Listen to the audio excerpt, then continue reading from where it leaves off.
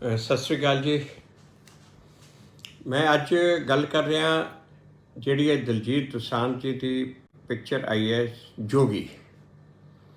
ਜੋਗੀ ਪਿਕਚਰ ਦੇਖ ਕੇ ਬਿਲਕੁਲ ਉਹ 1984 ਦੇ ਉਹ ਦਿਨ ਯਾਦ ਆ ਗਏ, ਜਿਸ ਤਰੀਕੇ ਦੇ ਨਾਲ ਸਿੱਖਾਂ ਨੂੰ ਲੱਭ ਲੱਭ ਕੇ ਉਹਨਾਂ ਦੇ ਘਰਾਂ 'ਚੋਂ ਕੱਢ ਕੇ ਮਾਰਿਆ ਗਿਆ, ਜਿਵੇਂ ਕਤਲੇਆਮ ਕੀਤਾ ਗਿਆ। ਇਹ ਮੂਵੀ ਦੇ ਵਿੱਚ ਤਰਲੋਕਪੁਰੀ ਦਾ ਇਲਾਕਾ ਦਿਖਾਇਆ। ਐਕਚੁਅਲ ਦੇ ਵਿੱਚ ਇਹ ਤਰਲੋਕਪੁਰੀ ਦੇ ਇਲਾਕੇ ਦੇ ਵਿੱਚ, ਇਸੇ ਇਲਾਕੇ ਵਿੱਚ ਤਕਰੀਬਨ 400 ਸਿੱਖਾਂ ਦਾ ਕਤਲ ਕੀਤਾ ਗਿਆ ਸੀ। ਇਹ ਮੂਵੀ ਚਾਹੇ ਉਹਨਾਂ ਨੇ ਉਹਦੇ ਵਿੱਚ ਲਿਖਿਆ ਕਿ it is loosely based upon the true events, but ਜੇਕਰ ਮੈਂ ਦੇਖਾਂ ਤੇ ਇਹ ਬੜਾ ਕਲੋਜ਼ਲੀ ਟਰੂ ਇਵੈਂਟਸ ਦੇ ਨੇੜੇ ਆ। ਬਹੁਤ ਜੋ ਜਿਸ ਤਰੀਕੇ ਦੇ ਨਾਲ ਇੱਥੇ ਤਰਲੋਕਪੁਰੀ ਦੇ ਵਿੱਚ ਹੋਇਆ, ਉਹ ਇਸ ਮੂਵੀ ਦੇ ਵਿੱਚ ਡਿਪਿਕਟ ਕੀਤਾ ਗਿਆ। ਅਤੇ ਮੂਵੀ ਦੇ ਕਈ ਜਿਹੜੇ ਕੈਰੈਕਟਰ ਨੇ, ਉਹ ਜਿਹੜੇ ਉੱਥੇ ਦੇ ਰੀਅਲ ਕੈਰੈਕਟਰ ਨੇ, ਐਕਚੁਅਲ ਜਿਹੜੇ ਉੱਥੇ ਜਿਸ ਤਰ੍ਹਾਂ ਹੋਇਆ ਉਹਨਾਂ ਦੇ ਵੀ ਕਾਫੀ ਨੇੜੇ ਨੇ, ਕਾਫੀ ਨੇ। ਮੈਂ ਹੁਣੇ ਇੱਥੇ ਪੜ੍ਹ ਰਿਹਾ ਸੀ ਨੈੱਟ ਉੱਤੇ, ਕਿਸੇ ਨੇ ਲਿਖਿਆ ਕਿ ਜੀ ਇਹਨਾਂ ਨੇ ਦਿਖਾਤਾ ਕਿ ਪੁਲਿਸ ਮਦਦ ਕਰ ਰਹੀ ਸੀ, ਬਿਲਕੁਲ ਗਲਤ ਦਿਖਾਇਆ। ਦੇਖੋ, ਇਹ ਗੱਲ ਬਿਲਕੁਲ ਸਹੀ ਆ ਕਿ ਸਾਰੀ ਦਿੱਲੀ ਵਿੱਚ ਪੁਲਿਸ ਦੰਗਈਆਂ ਦੇ ਨਾਲ ਲੱਗੀ ਸੀ। ਪੁਲਿਸ ਦੰਗਈਆਂ ਦੇ ਨਾਲ ਲੱਗ ਕੇ ਸਿੱਖਾਂ ਨੂੰ ਮਾਰਨ ਵਿੱਚ ਲੱਗੀ ਸੀ। ਇਹ ਮੂਵੀ ਵਿੱਚ ਵੀ ਉਹੀ ਪਾਰਟ ਦਿਖਾਇਆ, ਪਰ ਮੂਵੀ 'ਚ ਜਿਹੜਾ ਪੁਲਿਸ ਵਾਲਾ ਦਿਖਾਇਆ ਕਿ ਉਹ ਪੁਲਿਸ ਵਾਲਾ ਸਿੱਖਾਂ ਦੀ ਮਦਦ ਕਰ ਰਿਹਾ ਸੀ, ਤਰਲੋਕਪੁਰੀ 'ਚ ਵੀ ਐਸਾ ਪੁਲਿਸ ਵਾਲਾ ਸੀਗਾ, ਜੁਗਤੀ ਰਾਮ, ਹੈੱਡ ਕਾਂਸਟੇਬਲ ਜੁਗਤੀ ਰਾਮ।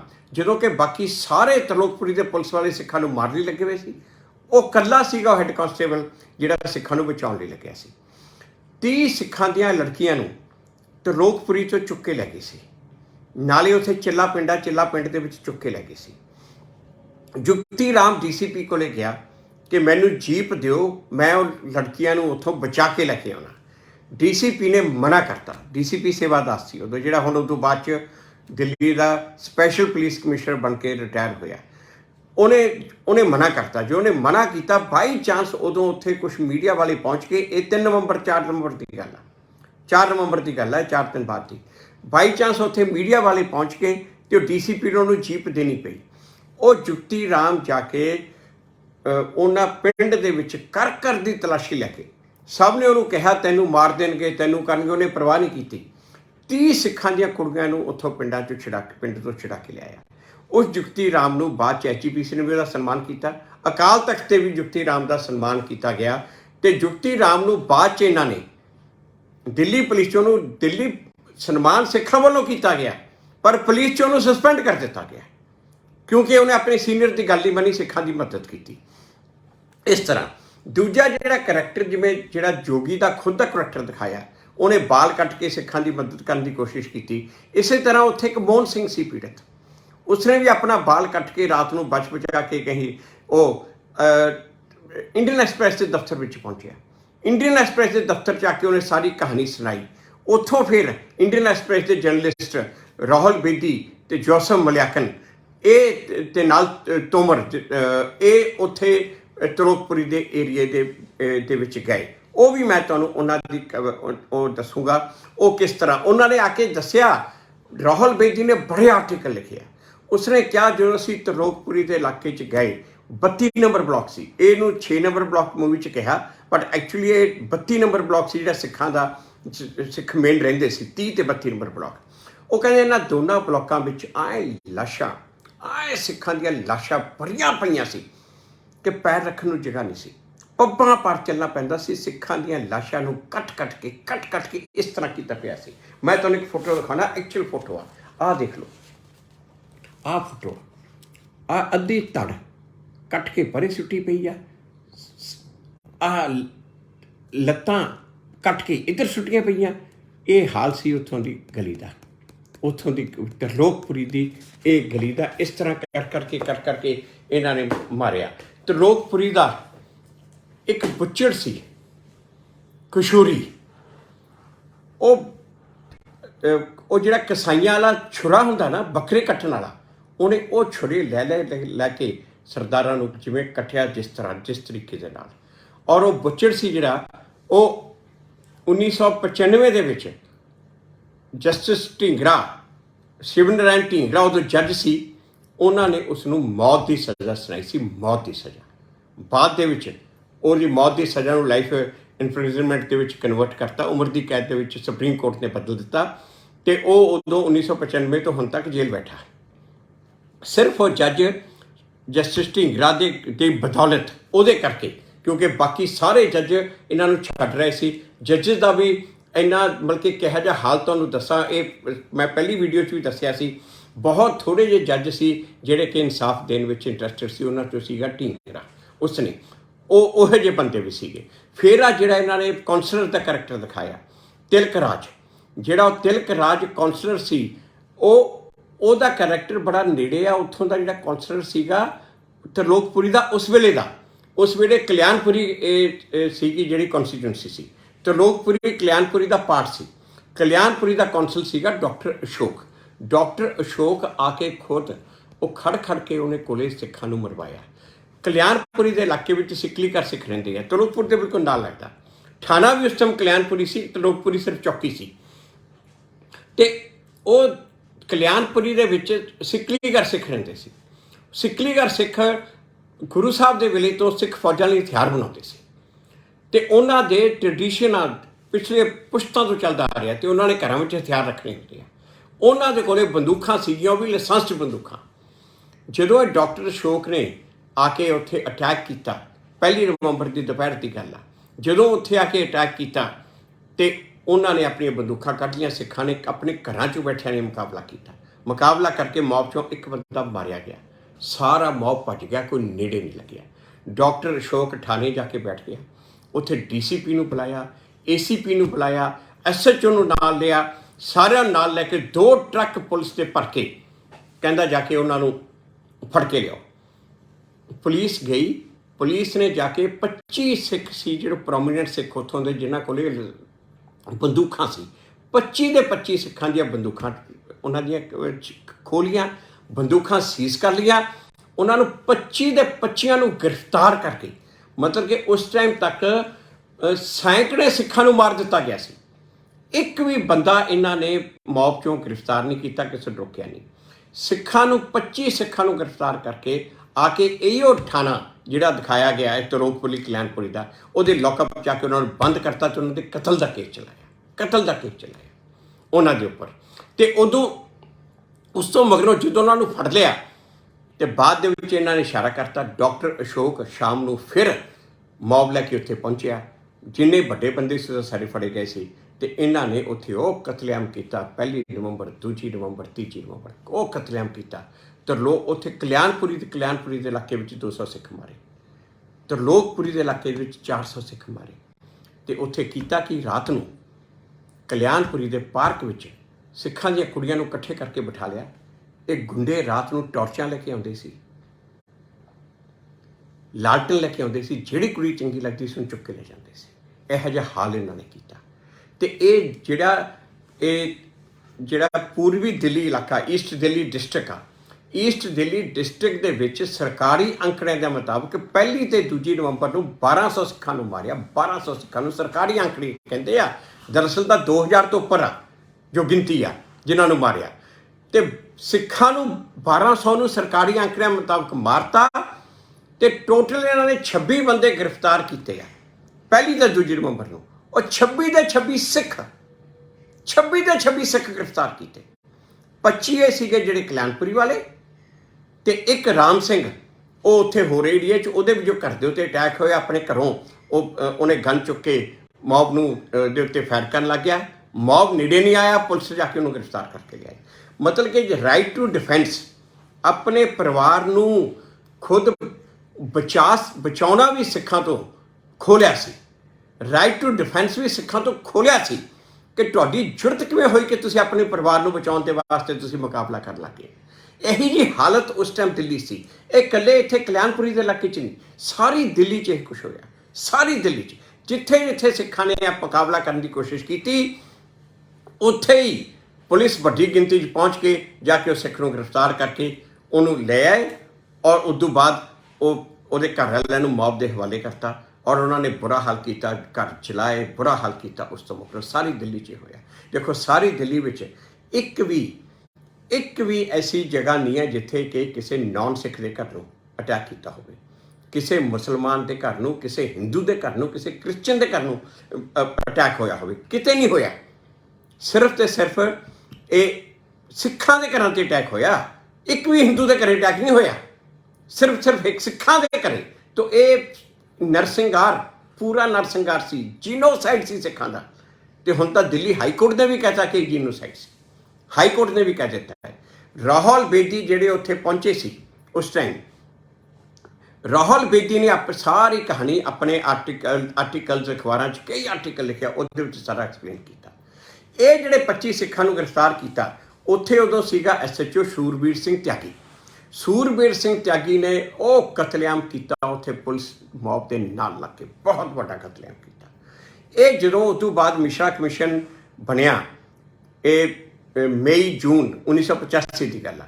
ਜਦੋਂ ਮਿਸ਼ਰਾ ਕਮਿਸ਼ਨ ਬਣਿਆ ਉਸ ਟਾਈਮ ਦੇ ਉੱਤੇ ਉਹ ਜਿਹੜੇ 25 ਸਿੱਖ ਜਿਨ੍ਹਾਂ ਨੂੰ ਗ੍ਰਿਫਤਾਰ ਕੀਤਾ ਸੀ, ਉਦੋਂ ਹੀ ਉਹ ਜ਼ਮਾਨਤ, ਕਈ ਮਹੀਨੇ ਉਹ ਜੇਲ੍ਹ 'ਚ ਰਹੇ, ਉਦੋਂ ਫਿਰ ਜ਼ਮਾਨਤ 'ਤੇ ਆਏ। ਜ਼ਮਾਨਤ 'ਤੇ ਆ ਕੇ ਇਹ ਸੂਰਬੀਰ ਤਿਆਗੀ ਨੇ ਉਹਨਾਂ ਨੂੰ ਬੁਲਾ ਕੇ ਕਿਹਾ ਕਿ ਤੁਸੀਂ ਮੇਰੇ ਹੱਕ ਦੇ ਵਿੱਚ ਐਫੀਡੇਵਿਟ ਦਿਓ, ਅਤੇ ਇਹ ਨਾ ਕਿਹੋ ਕਿ ਮੈਂ ਤੁਹਾਨੂੰ ਗ੍ਰਿਫਤਾਰ ਕਰਕੇ ਲੈ ਕੇ ਆਇਆ ਸੀ। ਉਹਨੇ ਉਹਨਾਂ ਨੂੰ ਬੁਲਾ ਕੇ ਕਿਹਾ, ਉਹ ਮੇਰੇ ਕੋਲੇ ਆ ਗਏ। ਉਹਨੂੰ ਮੈਨੂੰ ਆ ਕੇ ਕਹਿੰਦੇ, ਕਿਉਂਕਿ ਉਦੋਂ ਇਹ ਮਿਸ਼ਰਾ ਕਮਿਸ਼ਨ ਦੇ ਵਿੱਚ ਜੋ ਪੀੜਤਾਂ ਦੀ ਐਫੀਡੇਵਿਟ ਸੀ, ਉਹ ਜੋ ਵਕੀਲਾਂ ਦੀ ਸਾਡੀ ਟੀਮ ਸੀ, ਉਹ ਟੀਮ ਦੇ ਵਿੱਚ ਮੈਂ ਉਸ ਟੀਮ ਦਾ ਇੰਚਾਰਜ ਸੀ। ਹੁਣ ਇਹ ਜਸਟਿਸ ਰਵਿੰਦਰ ਭੱਟ ਜੋ ਸੁਪਰੀਮ ਕੋਰਟ ਦੇ ਇਸ ਟਾਈਮ ਜੱਜ ਨੇ, ਸੁਪਰੀਮ ਕੋਰਟ 'ਚ ਇਸ ਟਾਈਮ ਜੱਜ ਹੈ ਜਸਟਿਸ ਰਵਿੰਦਰ ਭੱਟ, ਉਹ ਵੀ ਸਾਡੀ ਟੀਮ ਦੇ ਮੈਂਬਰ ਸੀ। ਉਹ ਵੀ ਬੈਠ ਕੇ ਪੀੜਤਾਂ ਦੀ ਐਫੀਡੇਵਿਟ ਬਣਾਉਂਦੇ ਹੁੰਦੇ ਸੀ, ਅਤੇ ਮੈਂ ਉਸ ਟੀਮ ਦਾ ਇੰਚਾਰਜ ਸੀ। ਅਤੇ ਉਹ ਮੇਰੇ ਕੋਲ ਆ ਗਏ। 1985 ਹੈ, ਜੂਨ ਜੁਲਾਈ ਦੀ ਗੱਲ ਹੈ। ਉਹ ਮੇਰੇ ਕੋਲ ਆਏ ਅਤੇ ਆ ਕੇ ਉਹਨਾਂ ਨੇ ਕਿਹਾ ਕਿ ਜੋ ਸਾਨੂੰ ਕਹਿ ਰਿਹਾ ਮੇਰੇ ਹੱਕ ਵਿੱਚ ਐਫੀਡੇਵਿਟ ਦਿਓ। ਮੈਂ ਕਿਹਾ ਵੀ ਇਸ ਤਰ੍ਹਾਂ ਕਰੋ, ਆਪਾਂ ਕੋਸ਼ਿਸ਼ ਕਰੋ ਕਿ ਉਹਦੇ ਕੋਲ ਸਾਨੂੰ ਕੋਈ ਇਨਫੋਰਮੇਸ਼ਨ ਮਿਲ ਸਕੇ ਕਿ ਇਹ ਜਿਹੜੀਆਂ ਡਾਇਰੈਕਸ਼ਨ ਉੱਪਰੋਂ ਆਈਆਂ ਕਿਵੇਂ ਆਈਆਂ, ਕਿਹਨੇ ਆਈਆਂ, ਆਪਾਂ ਇਹ ਕੋਸ਼ਿਸ਼ ਕਰੋ।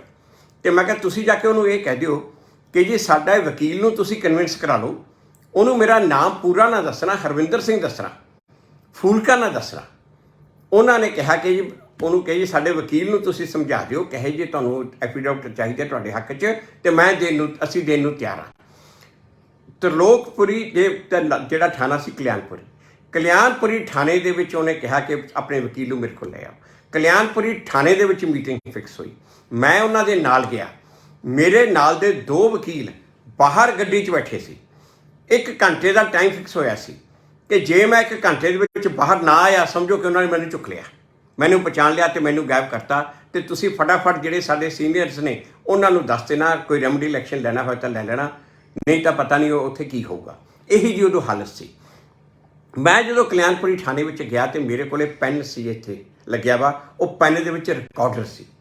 ਉਹਦੀ ਗੱਲਾਂ ਮੈਂ ਉਹਦੇ ਨਾਲ ਜਦੋਂ ਪਹਿਲਾਂ ਉਹ ਸਾਰਿਆਂ ਨਾਲ ਵਿੱਚ ਬੈਠ ਕੇ ਗੱਲਾਂ ਹੋਈਆਂ, ਉਸ ਤੋਂ ਬਾਅਦ ਉਸ ਨੂੰ ਮੈਂ ਪੁੱਛਦਾ ਰਿਹਾ ਕਿ ਦੱਸ ਤੈਨੂੰ ਕਿਹਨੇ ਕਿਹਾ ਤੁਸੀਂ ਇਹਨੂੰ ਮਾਰੋ, ਇਹਨਾਂ ਨੂੰ ਗ੍ਰਿਫਤਾਰ ਕਰੋ, ਕਿਹਨੇ ਕਿਹਾ, ਕੀ ਕਿਹਾ, ਇਹ ਸਾਰਾ ਮੈਂ ਕੋਸ਼ਿਸ਼ ਉਹਨੂੰ ਪੁੱਛਣ ਦੀ ਕਰ ਰਿਹਾ ਸੀ, ਇਹ ਵਾਲੀ ਗੱਲ। ਪਰ ਉਹਦੇ ਕੋਲੋਂ ਖਬਰ ਤਾਂ ਸਾਨੂੰ ਕਾਫੀ ਮਿਲ ਗਈ ਜੋ ਅਸੀਂ ਬਾਅਦ ਦੇ ਵਿੱਚ ਵਰਤੀ, ਕਾਫੀ ਇਨਫੋਰਮੇਸ਼ਨ ਮਿਲ ਗਈ। ਮੈਂ ਉਹਨੂੰ ਇਹ ਕਹਿ ਰਿਹਾ ਸੀ ਕਿ ਤੂੰ ਸਾਨੂੰ ਹੋਰ ਇਨਫੋਰਮੇਸ਼ਨ ਦੇ, ਉਹਨੇ ਜ਼ਿਆਦਾ ਪੂਰੀ ਕੰਪਲੀਟ ਇਨਫੋਰਮੇਸ਼ਨ ਦਿੱਤੀ, ਪਰ ਕਾਫੀ ਮਟੀਰੀਅਲ ਸਾਨੂੰ ਮਿਲ ਗਿਆ। ਅਤੇ ਉਸ ਤੋਂ ਬਾਅਦ ਮੈਂ ਉੱਥੋਂ ਬਚ ਕੇ ਨਿਕਲ ਆਇਆ ਕਿਵੇਂ ਨਾ ਕਿਵੇਂ। ਮਗਰੋਂ ਇਹਨਾਂ ਨੇ ਕੋਸ਼ਿਸ਼ ਕੀ ਕੀਤੀ, ਅੱਛਾ ਬਾਅਦ 'ਚ ਜਦੋਂ ਇਹ ਸਾਡੀ ਟੀਮ ਨੂੰ ਉਦੋਂ ਸੋਲੀ ਸਰਾਬ ਜੀ ਇਹ ਮੇਨਲੀ ਹੈਡ ਕਰ ਰਹੇ ਸੀ, ਸਿਟੀਜ਼ਨ ਜਸਟਿਸ ਕਮੇਟੀ, ਸੋਲੀ ਸਰਾਬ ਜੀ, ਦਸਤਰ ਤਾਰਕੁੰਡੇ। ਸੋਲੀ ਸਰਾਬ ਜੀ ਬਾਅਦ ਦੇ ਵਿੱਚ ਅਟਰਨੀ ਜਨਰਲ ਆਫ ਇੰਡੀਆ ਬਣਿਆ 2 ਵਾਰੀ। ਜਦੋਂ ਸੋਲੀ ਸਰਾਬ ਜੀ ਨੂੰ ਇਹ ਦੱਸਿਆ ਕਿ ਮੈਂ ਇਸ ਤਰ੍ਹਾਂ ਰਿਕਾਰਡ ਕਰਕੇ ਆਇਆ, ਉਹਨਾਂ ਨੇ ਮੈਨੂੰ ਬੜੇ ਡਾਂਟਿਆ ਅਤੇ ਕਿਹਾ ਤੂੰ ਆਪਣੀ ਜਾਨ ਨੂੰ ਜੋਖਮ 'ਚ ਨਹੀਂ ਪਾਏਗਾ, ਤੂੰ ਬਿਲਕੁਲ ਇਹੋ ਜਿਹਾ ਕੰਮ ਮੇਰੇ ਤੋਂ ਬਿਨਾਂ ਪੁੱਛੇ ਨਹੀਂ ਕਰੇਗਾ। ਉਸ ਤੋਂ ਬਾਅਦ ਇਹ ਸਾਡੇ ਰਿਕਾਰਡਿੰਗ ਬੜੀ ਕੰਮ ਆਈ, ਕਿਉਂਕਿ ਉਸ ਤੋਂ ਮਗਰੋਂ ਇਹਨਾਂ ਨੇ ਪੁਲਿਸ ਨੇ ਕੀ ਕੀਤਾ, ਇਹ ਕੋਸ਼ਿਸ਼ ਕੀਤੀ ਕਿ ਮੈਂ ਜਾ ਕੇ ਲੋਕਾਂ ਨੂੰ ਲਾਲਚ ਦੇ ਕੇ ਝੂਠੀਆਂ ਗਵਾਹੀਆਂ ਲੋਕਾਂ ਨੂੰ ਕਹਿ ਰਿਹਾ ਕਿ ਦਿਓ, ਕਿ ਮੈਂ ਸੂਰਬੀਰ ਤਿਆਗੀ ਨੂੰ ਜਾ ਕੇ ਮਿਲਿਆ। ਉਹ ਇੰਸਪੈਕਟਰ ਸੂਰਬੀਰ ਤਿਆਗੀ ਨੂੰ ਮੈਂ ਕਹਿ ਰਿਹਾ ਕਿ ਉਹ ਇਹਨਾਂ ਦੇ ਜਿਹੜੇ HKL ਭਗਤ ਅਤੇ ਜਿਹੜੇ ਦੂਸਰੇ ਲੀਡਰ ਨੇ ਉਹਨਾਂ ਦੇ ਖਿਲਾਫ ਉਹ ਝੂਠੇ ਬਿਆਨ ਦੇਵੇ। ਅਤੇ ਮਤਲਬ ਕਿ ਇਹਨਾਂ ਦੀ ਪਲਾਨ ਇਹ ਸੀ 1985 ਵਿੱਚ, ਜਿਵੇਂ ਹੁਣ ਟੀਸਟਾ ਸੀਟਲਵਰਡ ਨੂੰ ਫੜ ਕੇ ਨਾ ਅੰਦਰ ਕੀਤਾ ਕਿ ਇਹਨੇ ਝੂਠੀਆਂ ਗਵਾਹੀਆਂ ਕਰਾਈਆਂ, ਜੇ ਕੀਤਾ ਉਹ ਕੀਤਾ, ਉਸੇ ਤਰ੍ਹਾਂ ਇਹ ਮੈਨੂੰ ਕਰਨ ਲੱਗੇ ਸੀ। ਤੇ ਜਦੋਂ ਉਹ ਰਿਕਾਰਡਿੰਗ ਮੈਂ ਸਾਰੀ ਦਿਖਾਈ, ਮੈਂ ਕਿਹਾ ਆਹ ਦੇਖ ਲਓ ਰਿਕਾਰਡਿੰਗ ਇਹ ਆ। ਉਸ ਰਿਕਾਰਡਿੰਗ ਦੇ ਕਰਕੇ ਉਦੋਂ ਮੈਂ ਬਚਿਆ। ਪਰ ਉਸ ਤੋਂ ਮਗਰੋਂ ਇੱਕ ਹੋਰ ਵੀ ਗੱਲ, ਇਹ ਲੋਕ ਇਹ ਸਾਰਾ ਜਿਹੜਾ ਈਸਟਲੀ ਦਾ ਇਲਾਕਾ, ਇਹ HKL ਭਗਤ ਦੇ ਸਾਰੇ ਜੋ ਜ਼ਿੰਮੇਵਾਰ ਸੀ, ਅਸਲੀ ਜੋ ਆਰਗੇਨਾਈਜ਼ ਕੀਤਾ HKL ਭਗਤ ਨੇ ਕੀਤਾ। ਜੋ ਉਦੋਂ ਮੰਤਰੀ ਸੀਗਾ ਉਸ ਟਾਈਮ, ਉਹ ਮਿਨਿਸਟਰ ਸੀ, HKL ਭਗਤ ਨੇ ਸਾਰਾ ਆਰਗੇਨਾਈਜ਼ ਕੀਤਾ। ਸੱਜਣ ਕੁਮਾਰ ਟਰੈਕਟਰ ਤਾਂ ਉਹਦੇ ਚੇਲੇ ਸੀ ਉਦੋਂ ਉਸ ਟਾਈਮ ਦੇ ਉੱਤੇ। ਤੇ HKL ਭਗਤ ਨੂੰ 1995 ਦੇ ਵਿੱਚ ਇਹੋ ਜਸਟਿਸ ਢੀਂਗਰਾ ਨੇ ਉਹਦੇ ਵਾਰੰਟ ਕੱਢ ਕੇ ਉਹਨੂੰ ਜੇਲ੍ਹ ਭੇਜਿਆ। ਜਿਸ ਦਿਨ ਉਹਦੇ ਵਾਰੰਟ ਕੱਢੇ ਨਾ, ਜਿਸ ਦਿਨ ਉਹਨੂੰ ਕੋਰਟ ਵਿੱਚ ਪੇਸ਼ ਕੀਤਾ ਵਾਰੰਟ ਕੱਢਣ ਤੋਂ ਬਾਅਦ, ਉਸ ਦਿਨ ਭਗਤ ਦੇ ਨਾਲ 10,000 ਬੰਦਾ ਆਇਆ ਤੇ ਨਾਲ 100 ਵਕੀਲ ਸੀ ਭਗਤ ਦੇ ਨਾਲ। ਇੱਧਰੋਂ ਮੇਰੇ ਨਾਲ ਮੇਰੇ 2 ਜੂਨੀਅਰ ਪੀੜਤਾਂ ਵੱਲੋਂ ਉੱਥੇ ਕੋਰਟ 'ਚ ਬੜੀ ਗਰਮੋ ਗਰਮ ਬਹਿਸ ਹੋਈ। ਗਰਮੋ ਗਰਮ ਬਹਿਸ ਤੋਂ ਬਾਅਦ ਜਦੋਂ ਜੱਜ ਉੱਠ ਕੇ ਚਲਾ ਗਿਆ ਆਪਣੇ ਚੈਂਬਰ ਦੇ ਵਿੱਚ ਆਰਡਰ ਪਾਸ ਕਰ, ਭਗਤ ਦੇ ਟੋਲੇ 'ਚੋਂ ਮੈਨੂੰ 1-2 ਵਕੀਲਾਂ ਨੇ ਆ ਕੇ ਕਿਹਾ, ਕਿਉਂਕਿ ਉੱਥੇ ਕੋਰਟ ਵਿੱਚ ਜਾਣਦੇ ਸੀ, ਉਹਨਾਂ ਨੇ ਕਿਹਾ ਕਿ ਤੁਸੀਂ ਹੁਣ ਇੱਥੋਂ ਨਿਕਲ ਜਾਓ, ਇਸ ਜੱਜ ਨੇ ਹੁਣ ਇਹਨੂੰ ਜੇਲ੍ਹ ਭੇਜਣਾ, ਇਹਦੀ ਜ਼ਮਾਨਤ ਕੈਂਸਲ ਕਰਨੀ ਆ ਤੇ ਲੋਕਾਂ ਨੇ ਤੁਹਾਨੂੰ ਜਾਣ ਨਹੀਂ ਦੇਣਾ। ਤੇ ਉਹਦਾ ਜਿਹੜਾ ਰੀਡਰ ਸੀਗਾ, ਉਹ ਰੀਡਰ ਨੇ ਇਹ ਗੱਲ ਸੁਣ ਕੇ ਜੱਜ ਦੇ ਕਮਰੇ 'ਚੋਂ ਪਿਛਲੇ ਪਾਸੇ ਦੀ ਸਾਨੂੰ ਉੱਥੋਂ ਬਾਹਰ ਕੱਢਿਆ। ਉਹ ਜਸਟਿਸ ਢੀਂਗਰਾ ਨੇ ਉਹਨੂੰ ਉਸੇ ਟਾਈਮ ਭਗਤ ਨੂੰ ਜੇਲ੍ਹ ਭੇਜਿਆ 1995 ਵਿੱਚ। ਤੇ ਜੇਕਰ ਇਹ ਕੇਸ ਠੀਕ ਚੱਲਦਾ ਤੇ ਜਸਟਿਸ ਢੀਂਗਰਾ ਨੇ 1995 ਵਿੱਚ ਹੀ ਭਗਤ ਨੂੰ ਜਾਂ ਮੌਤ ਦੀ ਨਾ ਉਮਰ ਕੈਦ ਦੀ ਸਜ਼ਾ ਸੁਣਾਉਣੀ ਸੀ। ਪਰ ਉਦੋਂ ਹੋਇਆ ਕੀ, ਸਾਡੇ ਹੀ ਅਕਾਲੀ ਲੀਡਰਾਂ ਨੇ ਭਗਤ ਕੋਲੋਂ ਪੈਸੇ ਲੈ ਕੇ ਗਵਾਹਾਂ ਨੂੰ ਮੁਕਰਾਤਾ। ਉਹ ਵਿਚਾਰੇ ਜਸਟਿਸ ਢੀਂਗਰੇ ਨੂੰ ਵੀ ਇੱਦਾਂ ਵੀ ਬੜਾ ਬੁਰਾ ਹਾਲ ਹੋਇਆ। ਸਰਕਾਰ ਨੇ ਉਹਨੂੰ ਉਹਦੀ ਹਾਈ ਕੋਰਟ ਦੀ ਪ੍ਰਮੋਸ਼ਨ ਸੀ ਉਹਦੀ ਡਿਊ, ਉਹ ਪ੍ਰਮੋਸ਼ਨ ਰੋਕਤੀ। 2 ਸਾਲ ਉਹਨੂੰ ਹਾਈ ਕੋਰਟ ਦਾ ਜੱਜ ਨਹੀਂ ਬਣ ਦਿੱਤਾ ਇਸੇ ਕਰਕੇ। ਪਰ ਸਾਡੇ ਲੀਡਰਾਂ ਦਾ ਇਹ ਹਾਲ ਰਿਹਾ। ਮਤਲਬ ਕਿ ਜੋ ਇਹ 1984 ਦੇ ਵਿੱਚ ਜੋ ਕੁਛ ਹੋਇਆ, ਇਹ ਥੋੜ੍ਹਾ ਜਿਹਾ ਪਾਰਟ ਇੱਕ ਕੌਲੋਨੀ ਦਾ ਹਾਲ ਇਹ ਇਸ ਮੂਵੀ ਦੇ ਵਿੱਚ ਦਰਸਾਇਆ। ਪਰ ਉਹ ਬਿਲਕੁਲ ਸਹੀ ਆ, ਉਸੇ ਤਰੀਕੇ ਨਾਲ ਹੋਇਆ। ਇਹ ਇੱਕ ਤਰ੍ਹਾਂ ਦੀ ਮੈਮਰੀ ਰਿਫਰੈਸ਼ ਕਰਨ ਵਾਸਤੇ ਕਿ ਇਹ ਕੁਛ ਆ, ਇਹ ਭੁੱਲ ਨਾ ਜਾਇਓ। ਖਾਸ ਕਰਕੇ ਪੁਰਾਣੇ ਬੰਦਿਆਂ ਨੂੰ ਇਹ ਕਹਿਣ ਲਈ ਭੁੱਲ ਨਾ ਜਾਇਓ, ਭੁੱਲਣ ਵਾਲਾ ਨਹੀਂ ਹੈ, ਅਸੀਂ ਕਿਵੇਂ ਭੁੱਲ ਸਕਦੇ ਹਾਂ। ਤੇ ਜੇ ਨਵੀਂ ਪੀੜ੍ਹੀ ਆ, ਉਹਨੂੰ ਦਿਖਾਉਣ ਲਈ ਕਿ ਇਹ ਕੁਛ ਇੱਥੇ ਦਿੱਲੀ 'ਚ ਹੋਇਆ। ਇਹ ਦੁਨੀਆ ਦੀ ਸਭ ਤੋਂ ਵੱਡੀ ਰਾਜਧਾਨੀ, ਉਹਦੀ ਕੈਪੀਟਲ ਦੇ ਵਿੱਚ ਸਿੱਖਾਂ ਨਾਲ ਇਹ ਹਾਲ ਹੋ ਰਿਹਾ ਸੀ। ਇੱਕ ਵੀ ਜਗ੍ਹਾ ਤੇ ਸਿੱਖ ਸੇਫ ਨਹੀਂ ਸੀ। ਬਲਕਿ ਜਿਹੜਾ ਕੌਂਸਲਰ ਦਿਖਾਇਆ ਹੈ ਜੇ ਇਸ ਤਰ੍ਹਾਂ ਦੇ ਕੌਂਸਲਰ ਕਮ ਸੇ ਕਮ 100 ਇਹ ਕਾਂਗਰਸੀ ਲੀਡਰ ਸੀਗੇ ਜਿਨ੍ਹਾਂ ਦੀਆਂ ਡਿਊਟੀਆਂ ਲੱਗੀਆਂ ਸੀ ਥਰੂ ਆਊਟ ਦਿੱਲੀ ਸਿੱਖਾਂ ਨੂੰ ਮਰਵਾਉਣ ਦੀਆਂ। ਜਿਹੜੇ ਕੇਸ 'ਚ ਸੱਜਣ ਕੁਮਾਰ ਜੇਲ੍ਹ 'ਚ ਬੰਦਾ, ਉਹ ਪਾਲਮ ਦਾ ਕੇਸ ਸੀ, ਦਿੱਲੀ ਕੈਂਟ ਦੇ ਏਰੀਆ 'ਚ ਕੇਸ ਸੀ, ਉਹ ਦੂਜਾ ਏਰੀਆ ਸੀ, ਉੱਥੇ ਵੀ ਇਹੀ ਹਾਲ ਸੀ, ਉੱਥੇ ਕੋਈ ਚੰਗਾ ਨਹੀਂ ਸੀ। ਉਹਦੇ ਵਿੱਚ ਹੁਣ ਉਹ ਸੱਜਣ ਕੁਮਾਰ ਨੂੰ ਉਮਰ ਕੈਦ ਦੀ ਸਜ਼ਾ ਹੋਈ ਆ ਤੇ ਉਹ ਜੇਲ੍ਹ ਆ। ਉਹ ਸੱਜਣ ਕੁਮਾਰ ਦੇ ਨਾਲ ਵੀ ਇੱਕ XMLA ਜੇਲ੍ਹ ਆ, ਇੱਕ ਕੌਂਸਲਰ ਜੇਲ੍ਹ ਆ, ਕਿਉਂਕਿ ਉਹਨਾਂ ਨੇ ਵੀ ਇਹੀ ਉਸ ਏਰੀਏ 'ਚ ਵੀ 400 ਤੋਂ ਜ਼ਿਆਦਾ ਸਿੱਖਾਂ ਨੂੰ ਮਾਰਿਆ ਸੀ। ਉਹ ਪਾਲਮ ਦੇ ਏਰੀਏ ਦੇ ਵਿੱਚ ਹੀ ਉਹਨਾਂ ਨੂੰ ਉਦੋਂ ਬਾਅਦ ਰਿਵਾਰਡ ਮਿਲਿਆ, MP ਦਾ ਮਿਲਿਆ, ਦੂਜੇ ਨੂੰ MLA ਟਿਕਟ ਮਿਲਿਆ, ਤੀਜੇ ਨੂੰ ਕੌਂਸਲਰ ਦਾ ਟਿਕਟ ਮਿਲਿਆ। ਜੋ ਟਿਕਟ ਦੀਆਂ ਗੱਲਾਂ ਕਰ ਰਹੇ ਆ ਨਾ, ਉਹੀ ਉੱਥੇ ਵੀ ਇਸੇ ਤਰ੍ਹਾਂ ਸਿੱਖਾਂ ਨੂੰ ਮਾਰ ਕੇ ਟਿਕਟ ਮਿਲੇ ਸੀ। ਅੱਜ ਉਹ ਕੌਂਸਲਰ ਵੀ ਉਮਰ ਕੈਦ ਦੀ ਸਜ਼ਾ ਭੁਗਤ ਰਿਹਾ, ਉਹ MLA ਵੀ ਉਮਰ ਕੈਦ ਦੀ ਸਜ਼ਾ ਹੋਈ ਸੀ, ਉਹ ਜੇਲ੍ਹ 'ਚ ਉਹਦੀ ਮੌਤ ਹੋ ਗਈ ਆ, ਤੇ ਸੱਜਣ ਕੁਮਾਰ ਵੀ ਉਮਰ ਕੈਦ ਦੀ ਸਜ਼ਾ ਭੁਗਤ ਰਿਹਾ, ਜੇਲ੍ਹ 'ਚ ਹੀ ਬੈਠਾ। ਤਾਂ ਇਹ ਭੁੱਲਣ ਵਾਲੀਆਂ ਨਹੀਂ ਹਨ। ਮੈਨੂੰ ਹੁਣ ਯਾਦ ਆ, ਜਦੋਂ ਮੈਂ ਆਪਣਾ ਪੋਲੀਟਿਕਸ ਛੱਡ ਕੇ ਇਹ ਕੇਸ ਨੂੰ ਕਰਨ ਲਈ ਵਾਪਸ ਆਇਆ ਸੀ, ਤਾਂ ਉਸ ਟਾਈਮ ਬੜੇ ਹੈਰਾਨ ਸੀ, ਮੀਡੀਆ ਵਾਲੇ ਵੀ ਹੈਰਾਨ ਸੀ, ਕਈ ਸਿੱਖਾਂ ਨੇ ਵੀ ਮੈਨੂੰ ਕਿਹਾ, ਕਈ ਮੇਰੇ ਸਪੋਰਟਰ ਜਿਹੜੇ ਸਿੱਖ ਸੀ ਉਹਨਾਂ ਨੇ ਕਿਹਾ ਛੱਡੋ ਜੀ, ਭੁੱਲ ਜਾਓ ਜੀ, ਇਹਨੂੰ ਕਿਹਨੇ ਪੁੱਛਣਾ, ਹੁਣ 84 ਨੂੰ ਕੌਣ ਪੁੱਛਦਾ, ਕੌਣ ਉਹਦੀ ਗੱਲ ਕਰਦਾ। ਪਰ ਇਹ ਭੁੱਲਣ ਵਾਲੀਆਂ ਨਹੀਂ ਹਨ, ਪਹਿਲਾ ਘੱਲੂਘਾਰਾ, ਦੂਜਾ ਘੱਲੂਘਾਰਾ ਸੀ, ਅੱਜ ਤੱਕ ਨਹੀਂ ਭੁੱਲੇ। ਇਹ ਤੀਜਾ ਘੱਲੂਘਾਰਾ ਕਿਵੇਂ ਭੁੱਲ ਜਾਣਗੇ? ਇਹ ਦੋਸ਼ੀ ਆ, ਜਿਨ੍ਹਾਂ ਨੇ ਇਹ ਕੁਛ ਕੀਤਾ, ਉਹਨਾਂ ਨੂੰ ਕਮ ਸੇ ਕਮ ਉਹਨਾਂ ਦੀ ਜ਼ਿੰਦਗੀ ਉਸੇ ਤਰ੍ਹਾਂ ਸਾਰੀ ਹਰਾਮ ਕਰਕੇ ਰੱਖਾਂਗੇ। ਉਹਨਾਂ ਨੂੰ ਆਪਣੇ ਵੱਲੋਂ ਤਾਂ ਪੂਰੀ ਕੋਸ਼ਿਸ਼ ਕਰੀਏ ਕਿ ਜਿੰਨਿਆਂ ਨੂੰ ਮੈਕਸਿਮਮ ਸਜ਼ਾ ਹੋ ਸਕਦੀ ਹੈ। ਕਈਆਂ ਨੂੰ ਸਜ਼ਾ ਹੋਈ ਹੈ, ਬਾਕੀਆਂ ਨੂੰ ਜਿੰਨਿਆਂ ਨੂੰ ਸਜ਼ਾ ਹੋ ਸਕਦੀ ਹੈ, ਆਪਾਂ ਤਾਂ ਕੋਸ਼ਿਸ਼ ਕਰੀਏ ਆਪਣੀਆਂ ਕੋਸ਼ਿਸ਼ਾਂ ਦਾ ਨਤੀਜਾ, ਕਿ ਦੂਜੀ ਵਾਰੀ ਜਿਹੜੇ ਸਾਰੇ ਕੇਸ ਖੋਲ੍ਹੇ, ਆਪਣੀਆਂ ਕੋਸ਼ਿਸ਼ਾਂ ਦਾ ਨਤੀਜਾ 1 ਹਫ਼ਤਾ ਪਹਿਲਾਂ ਦਿੱਲੀ ਹਾਈ ਕੋਰਟ ਦੇ ਚੀਫ ਜਸਟਿਸ ਨੇ ਕਿਹਾ ਕਿ ਨੇਸ਼ਨ ਇਜ਼ ਸਟਿਲ ਬਲੀਡਿੰਗ। ਇੱਕ SHO ਜਿਹਦੇ ਖਿਲਾਫ ਕਾਰਵਾਈ ਹੋਈ ਸੀ, SHO ਨੇ ਆ ਕੇ, ਉਦੋਂ ਉਹ SHO ਸੀ, ਉਹਦੇ ਖਿਲਾਫ ਐਲੀਗੇਸ਼ਨ ਸੀ ਕਿ ਇਹਨੇ ਮੌਤ ਦੀ ਮਦਦ ਕਰਕੇ ਸਿੱਖਾਂ ਨੂੰ ਮਾਰਿਆ। ਉਹਦੇ ਅਗੇਂਸਟ ਜੋ ਕਾਰਵਾਈ ਕੀਤੀ ਗਈ ਸੀ, ਡਿਸਪਲਿਨਰੀ ਪ੍ਰੋਸੀਡਿੰਗ ਚੱਲ ਰਹੀਆਂ, ਉਹ ਕੋਰਟ ਵਿੱਚ ਆਇਆ ਕਿ ਮੈਂ ਤਾਂ ਹੁਣ 79 ਈਅਰ ਦਾ 80 ਸਾਲ ਦਾ ਹੋ ਗਿਆ ਤੇ ਮੇਰੇ ਅਗੇਂਸਟ ਇਹ ਪ੍ਰੋਸੀਡਿੰਗ ਖਤਮ ਕਰ ਦਿੱਤੀਆਂ ਜਾਣ। ਚੀਫ ਜਸਟਿਸ ਨੇ ਕਿਹਾ ਚਾਹੇ 100 ਸਾਲ ਦਾ ਹੋ ਜਾ, nation is still bleeding and that is true, nation is still bleeding. ਸਭ ਤੋਂ ਵੱਡੀ ਗੱਲ ਅੱਜ ਇਹ ਰੈਕਗਨਾਈਜ਼ ਕਰਨ ਲੱਗੀਆਂ ਕੋਰਟਸ ਅੱਜ ਕਿ ਨੇਸ਼ਨ ਇਜ਼ ਸਟਿਲ ਬਲੀਡਿੰਗ ਤੇ ਇਹਦਾ ਇਨਸਾਫ ਹੋਣਾ ਚਾਹੀਦਾ। ਸੱਜਣ ਕੁਮਾਰ ਦੇ ਖਿਲਾਫ ਜਿਹੜਾ ਦੂਜਾ ਕੇਸ ਆ ਉਹ ਇਸ ਟਾਈਮ ਚੱਲ ਰਿਹਾ, ਆਰਗੂਮੈਂਟ ਉੱਤੇ ਸ਼ੁਰੂ ਹੋ ਗਏ। ਤੋ ਇਸ ਕਰਕੇ ਇਹਨਾਂ ਨੂੰ ਛੱਡਣਾ ਨਹੀਂ, ਭੁੱਲਣਾ ਨਹੀਂ, ਬਖਸ਼ਣਾ ਨਹੀਂ। ਮੈਂ ਦਲਜੀਤ ਦੋਸਾਂਝ ਤੇ ਅਬਾਸ ਅਲੀ ਜਫਰ ਤੇ ਉਹਨੇ ਸਾਰੀ ਟੀਮ ਦਾ ਬੜਾ ਧੰਨਵਾਦੀ ਹਾਂ ਜਿਹੜਾ ਇਹਨਾਂ ਨੇ ਇਹ ਲਿਆ ਕੇ ਮੈਮਰੀ ਰਿਫਰੈਸ਼ ਕਰਤੀ ਆ ਲੋਕਾਂ ਦੀ। ਇਹ ਦਿਖਾਤਾ ਕਿ ਇਸ ਤਰ੍ਹਾਂ ਇਹ ਕਤਲੇਆਮ ਹੋਇਆ ਸੀ। ਇਹ ਚਾਹੇ ਮੂਵੀ ਫਿਕਸ਼ਨ ਆ, ਇੱਕ ਕਲਪਨਾ, ਪਰ ਇਹ ਕਲਪਨਾ ਸੱਚਾਈ ਦੇ ਬਹੁਤ ਨੇੜੇ ਆ, ਬਹੁਤ ਕਲੋਜ਼ ਆ। ਮੈਂ ਸਾਰਿਆਂ ਨੂੰ ਕਹਿੰਦਾ ਕਿ ਤੁਸੀਂ ਆਪ ਵੀ ਦੇਖੋ, ਆਪਣੇ ਬੱਚਿਆਂ ਨੂੰ ਵੀ ਦਿਖਾਓ। ਇਹ ਨਾ ਕਹੋ ਕਿ ਜੀ ਬੜੀ ਕਤਲੇਆਮ ਆ, ਇਹਦੇ 'ਚ ਬੱਚੇ ਨਹੀਂ ਦੇਖ ਸਕਦੇ। ਬੱਚਿਆਂ ਨੂੰ ਪਤਾ ਹੋਣਾ ਚਾਹੀਦਾ, ਬੱਚਿਆਂ ਦੇ ਨਾਲ ਵੀ ਇਹ ਬੁਰਾ ਹਾਲ ਹੋਇਆ। ਬੱਚਿਆਂ ਨੂੰ, ਸਾਡਿਆਂ ਨੂੰ ਪਤਾ ਹੋਣਾ ਚਾਹੀਦਾ, ਅਗਲੀ ਪੀੜ੍ਹੀ ਨੂੰ ਪਤਾ ਹੋਣਾ ਚਾਹੀਦਾ। ਤੇ ਜਿਹੜੇ ਤੁਹਾਡੇ ਯਾਰ ਦੋਸਤ ਨੇ, ਦੂਜੀ ਕਮਿਊਨਿਟੀ ਦੇ ਵੀ ਯਾਰ ਦੋਸਤ ਨੇ, ਉਹਨਾਂ ਨੂੰ ਵੀ ਨਾਲ ਲੈ ਕੇ ਜਾਓ, ਉਹਨਾਂ ਨੂੰ ਵੀ ਦਿਖਾਓ ਕਿ ਆਹ ਵੀ ਦਿਨ ਸੀਗੇ, ਇਹੋ ਜਿਹੇ ਦਿਨ ਜੋ ਕਿ ਸਿੱਖਾਂ ਦੇ ਨਾਲ ਇਹ ਜੋ ਹੋਇਆ। ਤੇ ਨਾਲੇ ਆਪਾਂ ਇਹ ਨਾ ਕਦੇ ਭੁੱਲੇ ਆ, ਨਾ ਭੁੱਲ ਸਕਦੇ ਆ। ਤੇ ਜਿੰਨੀ ਦੇਰ ਇਹਨਾਂ ਲੋਕਾਂ ਨੂੰ ਅਸੀਂ ਸਜ਼ਾਵਾਂ ਨਹੀਂ ਦਿੰਦੇ, ਉਨੀ ਦੇਰ ਚੁੱਪ ਨਹੀਂ ਬੈਠਾਂਗੇ, ਕੋਸ਼ਿਸ਼ ਕਰਦੇ ਰਹਾਂਗੇ, ਲੜਾਈ ਜਾਰੀ ਰਹੂਗੀ। ਤੇ ਮੈਂ ਬਾਲੀਵੁੱਡ ਦੇ 1-2 ਫਿਲਮਾਂ ਤਾਂ ਹੋਰ ਬਣ ਰਹੀਆਂ, ਮੈਨੂੰ ਪਤਾ ਉਹਦਾ। ਤੇ ਬਾਲੀਵੁੱਡ ਮੈਂ ਬਾਕੀਆਂ ਨੂੰ ਵੀ ਕਹਿਣਾ, ਦੂਜਿਆਂ ਨੂੰ ਵੀ ਬੇਨਤੀ ਕਰਦਾ ਕਿ ਬਹੁਤ ਇਸ ਤਰ੍ਹਾਂ ਦੀਆਂ ਟਰੂ ਸਟੋਰੀਜ਼ ਨੇ ਜਿਹਦੇ ਬੇਸ 'ਤੇ ਫਿਲਮ ਬਣ ਸਕਦੀਆਂ।